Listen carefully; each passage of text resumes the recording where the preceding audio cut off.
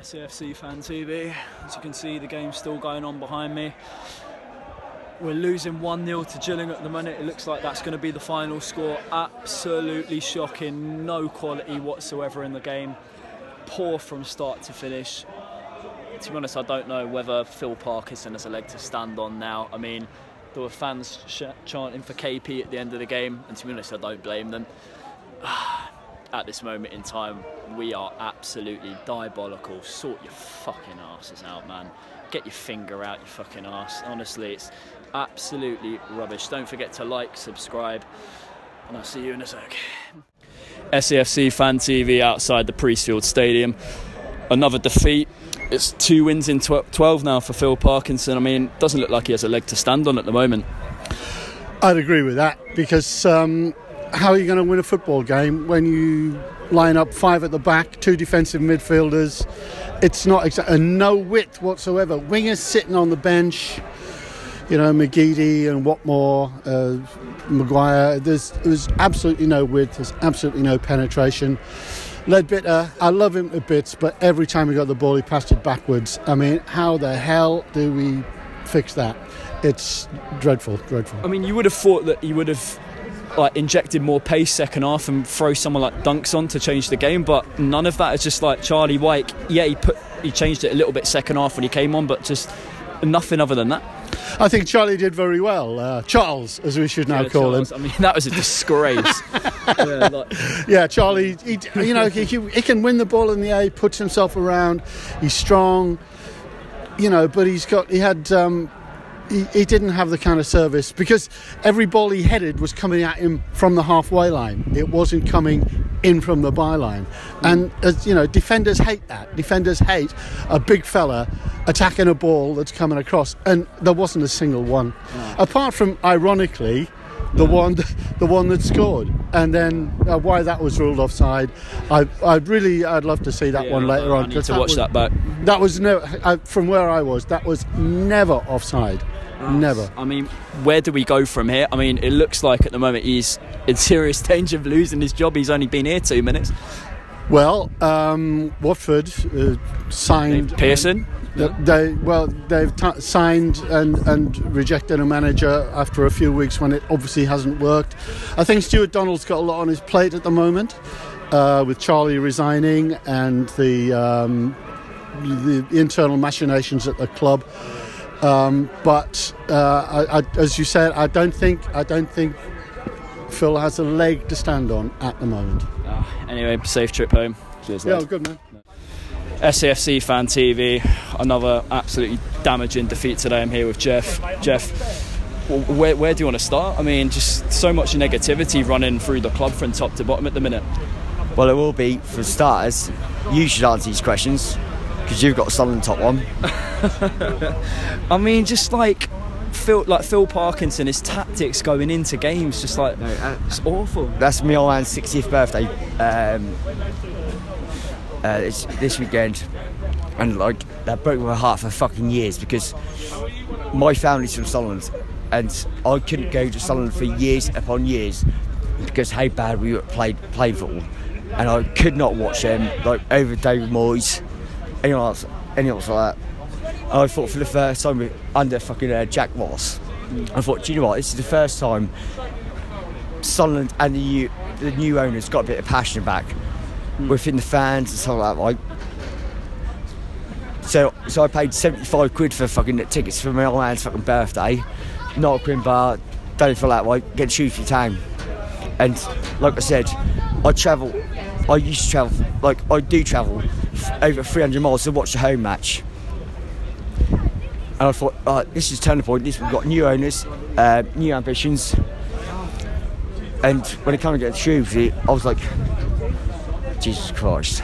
I mean, you're wearing a tracksuit there with players in that squad that year, 73, who knew what it truly meant to play for this club. I mean, now just the times are sickening that we live in at the moment. Just too many players. It's all about a bit of dosh in their pocket. It's not about dosh in the pocket. It's about, I'm not funny, I play a fairly high standard of football, and there's no fucking way. I watched that, and I left at 6 o'clock in the morning to come travel to Gillingham to do a park run, and the 5k run uphill, I've probably done that more intensity in that midfield than what Ledbetter done, who was meant to be to replace Catamol, which has done absolute fucking dog shit. And if you're replacing Catamol with Ledbetter and not being funny, what has he done in like the last fucking? I like bloke. I like to be fair, football starts in midfield. I'm a midfielder. Like, you will not get a better engine than me. But to see a team with their heads down, and that's just respect. You fucking know. And like, my man's there. Like, can't be. Oh, fuck. I went to my first game 2002. I can't stop. I honestly can't stop. Yeah. Anyway, safe trip home, mate. Yeah. Oh, you deserve it. I feel for you, man. I feel for you. I don't mind. But things that I'm pissed off about the most is that it's the Milan 60th and that. Do you know what I mean? Like, and like, all I want is a performance. I don't give a fuck whether we win, lose or draw. You know that. I don't give a fuck. Battle, Bally, Alex Ray. Who literally can fucking? They were like 2 weeks ago when we got beat. He should have been sacked. I mean, it's just like, I mean, I don't see how he's going to last long in this job now after the way performance, especially today. I don't care whether we win, lose or draw, but it's one thing which I sung through the whole fucking time at the whole game was suit with Kevin Phillips. Yeah. I mean, that could be the answer at the moment. Like, I thought Phillips, yeah, do you know what I mean, it's a bit of an issue and that, do you know what I mean? That could be possibly, do you know what I mean, that's too much for him and that. Fans don't care. We don't care, we're going to be shit. This season's a write-off, right? Nigel Pearson's gone. Big Sam would fucking come here. If Kevin Phillips don't do that, there is no fucking possible way Sunderland will ever this season do anything in this league, and you fucking know that, and everyone knows that. And that's disheartening because last season when fucking Jack Ross was involved, all we wanted was that extra bit of fucking extra bit of pushing forward, and all we looked for was that little bit of bite, but we ain't got it. Yeah. Anyway, safe trip home, mate. Wish you all the best. Top passionate fan there. SAFC Fan TV, I'm here with John. John, I mean, 1-0 defeat to Gillingham today. Poor, absolutely poor. Absolutely. It's, in all of my time of supporting Sunderland, this is the worst performance I've ever seen. And I'll speak as someone whose my first season was the 85 season when we got the Milk Cup final in Norwich. And at half time I was speaking to certain people at the bar and the toilets, and honestly that's just, I thought I'd seen the worst with Howard Wilkinson. I thought I'd seen the sort of the downs, and now he's died, and I've been supporting Sunderland for 60 years. Yeah, me dad. Let's get him on. And that's the worst performance I've ever seen in my life. Generations, and seriously guys, this, I don't know what to say. I mean, my face is shocked. I mean, that is get rid of Parkinson. This is the worst performance. He's lost the dressing room now, isn't he? He's not the answer. But even that, it's like, look, last year, okay, we bombed at the end. We sort of fell out at the end. It didn't quite work out. We should have smashed it. But I talk to someone who went to Aston Gates and Gabbiadini when we were last in the sort of third division under Dennis Smith and stuff. Look, I'm old enough to have seen it. Whatever. Yeah. Phil Parkinson is not the man for Sunderland. Genuinely get sorry. Peter Reid back. Peter, would you have KP as his number 2? Who? Kevin Phillips. Kevin Phillips should have got the job in the first place, in my opinion. He would have got the fans back, and you were the players motivated.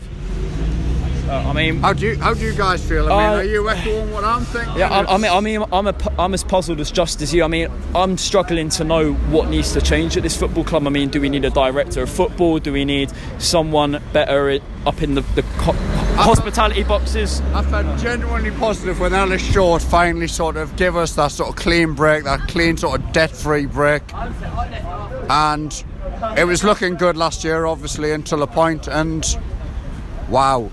if this is Sunderland Football Club, Club like Sunderland Football Club, right? Massive club, right?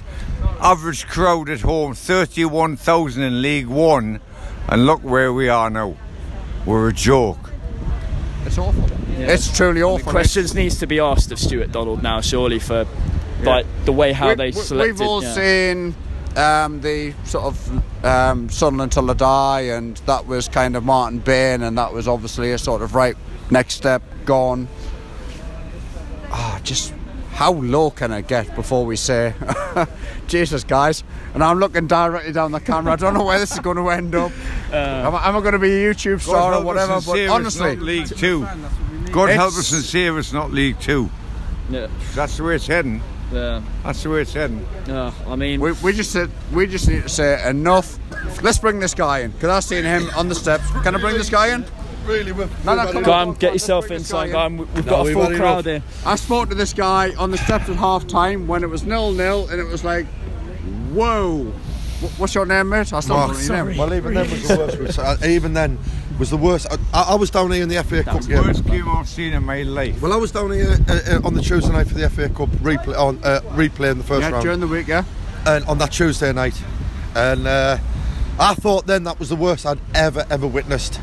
I thought that was the worst, but that's worse. What I've just watched today was worse than that. That was just absolutely awful. Capitulation. It was total. Complete. Look, we've all played football at a level, as whether it's Saturday afternoon, Sunday morning, drunk, sober. Lack of quality, but no fight. My goodness, it was just like, what is going on there?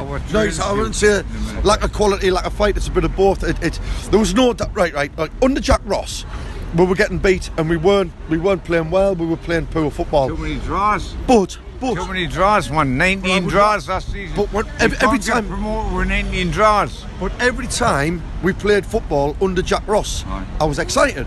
I thought we might win. I thought we might nick 1 or 2 goals. And even under Jack Ross, we were not good. But you had that belief. I had a bit of belief. I had belief. Today from the off, this fella, I watched within 10 minutes, and I was like, he just said, I'm going to be true, but I'll put this on the head. I'll say one thing, and this is the God's honest truth. He's had 10 days with that break, and he said, and he told the press, and he told no preparation. I've got 10 days to work with the players. What have they been doing? What's he been doing? And that is what. If that's what he's produced, I'm sorry, like. 12 games in, he's won fucking 2. No, people 2 wins in 12, yeah. People might say, what's 10 days, what's 10 days? He had time. I mean, look what Watford have done. Kike Flancis-Soros has been flat. Pearson's come in. 3 managers in 1 season. In my humble opinion, they shouldn't have got rid of Ross. So give him a bit longer. Top man. But gone. No. Just seriously, look. There's no credibility. There's no authenticity. Massive changes.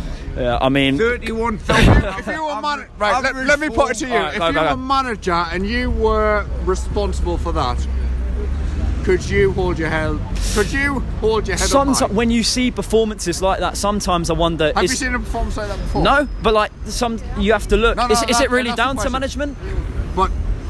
And I talk to someone again. I come back to the start of what I said right at the start. I've been watching these guys since '85, and I've seen the whole eclectic mix of everything that Sunderland throws at you. And that was just, wow, that is just nothing I've seen before. You kind of get the players to gel. There's no heart, there's no fight, there's no skill, there's no cohesive. What would Kevin Ball be thinking of these lot right now? If he watches those performances back, how he used to play, he will be. He'd be dismissive. I mean, I watched Kevin Ball when we played Birmingham back in the stadium of light back in, oh God, let me think of the memory. 80s. 89. Going back 99. It was the year we went up and we all had the Kevin Ball t-shirts on. When we smashed 105 points, we beat everybody won. He was a leader, he was a fighter. Where was the fight today? Where was anything today? It's all gone. There's young kids in that stadium today reduced to tears. All the bait and snarl and the anger has gone out of Sunderland Football Club. There's not even any passion on the pitch. It's just a long hoof. If that's your first game watching Sunderland, if that's your first season watching football for Sunderland, you'd never support it. I can only compare that with 85 in my year, which was a golden year with the Howard Gale, with the Clive Walker, with your Man U going 2-0 up, and we're coming back to win 3-2 with a bit of fight, with a bit of smack. We weren't the greatest football team in the world, but God, did we try? I don't know what else, I don't know what else to say, guys. Yeah, I'll leave it with you two. Goes back to that famous quote: "Keep the faith, keep the faith, lads. Keep the faith, keep the faith." Cheers. SAFC Fan TV. I'm joined by Georgie, a Gillingham fan. That win's surely going to give you a whole load of optimism going into the rest of the season now. Yeah, well, obviously you scored the goal in the 75th or whatever it was. We decided to storm down, go home, think, oh yeah, we've been done over once again, dominated. Got disallowed, decided to wait, down by there. Goals come in, we scored, end up kissing the player, so on and so forth. To be honest, on the whole balance, I thought we deserved it. I mean, when it's not often we come against the ex-Premier League teams, and I feel like we've actually deserved in Premier League about our club now, mate, I tell you. Well, at the minute, no. I feel like... Other than the fans, of course. I mean, you've done well. The amount you brought down, I feel you've done quite well, to be fair, mate. And the stadium as well. I can't wait for that. 3 months today, we'll come out from Newcastle session. But in general, I'm really... I mean, last season, you did us over 4-1 at home. Like, I mean... 4-2 in the end. 4-2, whatever it was. 4-1, 4-2. Made it look like, right... amateurs, I tell you, but it's been roles reversed this time, and we've proper done you over. I mean, although we've not scored the goals as you did last year, but we've really done you over this year, I feel like, in terms of domination of play, so on and so forth. But it's not often we come, like, have big teams come. You know what I think you are, right? Organised League One team that plays with a lot of passion, and Steve Evans has got some of your boys really firing at the moment. I mean, when he got announced, Steve Evans, he was a very conscientious appointment. A lot of people were very oh no, don't want him, he's so-and-so, so forth, all that. But today was our 5th win in a row at home without conceding a goal. And before this we had 4 wins in a row at home without conceding. I think went back to 2010 or whatever, so obviously the 5th could have gone, who knows when it's gone back to. So obviously it's a level we've not had for a long time, possibly before we got promoted to the Championship, Division 1, when we did. So it's a positive, very positive change from what we've had in the last few years. Obviously playing the likes of Sunderland, beating them, coming away with a good result for once. It's something we've not been used to for the last 10 or so years. And very positive, And all I can say is just I wish you all the best for the rest of the season. You too. I mean, I'll put you in with Sky Bet Acker to win the league. So You shouldn't have done that now, honestly. I did it last year, and I thought, you know what, you can't do it 2 years in a row. I'll put you in this year, and you made it even worse. Never ever bet on a club like us, I'll tell you that now. I could have paid for 2 or 3 pints, to tell you. Anyway, top man, cheers, all the bro. best, mate. Honestly, I hope you pick up towards the end. Alright, cheers. Try and push on. Yeah, good luck for the rest of the season. You as well. too, mate. Cheers. Been a pleasure. Another one. Jacob Kirkbride, SAFC Fan TV. I'm joined by Johnny. Johnny, awful performance today, wasn't it? Insipid. It was just, it was more of the same but worse. So no ideas. A really stagnant performance. We let them have every 50-50. We let them control the game. No game-changing substitutes. We didn't even use 2 of them. So yeah, I don't know what to say. I don't know where we go from here. I mean, if the first round replay was shit, that was basically fucking diarrhea today. That was fucking awful. You said it. You said it. I keep going, where do we go from here? Because are fans even surprised now? No, because I spoke to a few people after the match, and it's just a downward curve at the minute, and it's where do we say is the bottom end of a curve? Because at the minute there's nowhere in sight. I don't know what we do. I mean, Phil Pot. It's a change, isn't it? Yeah. We need a change, and there's something rotten at the core which needs changing.